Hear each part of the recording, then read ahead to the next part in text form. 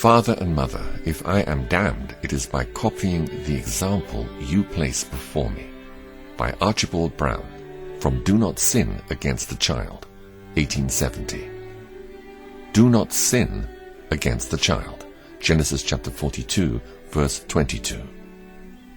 One way of sinning against a child is by bad example. The characters of the parents are carefully watched and imitated by their children. You profess, dear friend, to be a Christian, and your child knows you are a member of this church.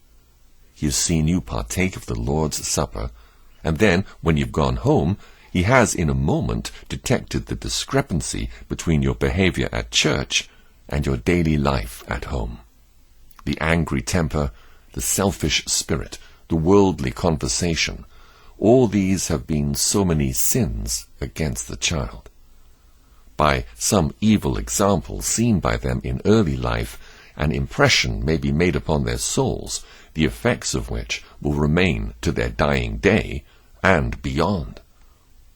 Oh, how dreadful the thought that by our own hypocritical lives we may be sinning against the little darlings we often feel we could die for.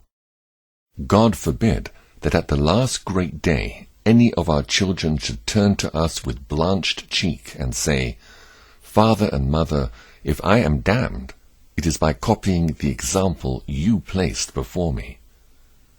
You may also sin against the child by neglecting the means of its salvation. Do you have to confess before the Lord that the eternal interests of your children find but a small space in your prayers? Oh, do not sin so against the child. He is worth praying for. What are you doing to try to bring them to Jesus? Do you ever, with the tear in your eye, tell them of the love of Jesus? Have you ever tried to show them their need of a Saviour and pointed them to Him who said, Let the little children come to me? These are solemn questions, for I say to you, dear parents, in all love, and from the very depths of my heart, if you neglect the means for bringing your little ones to Christ, you are sinning against the child, and His blood will be required of you.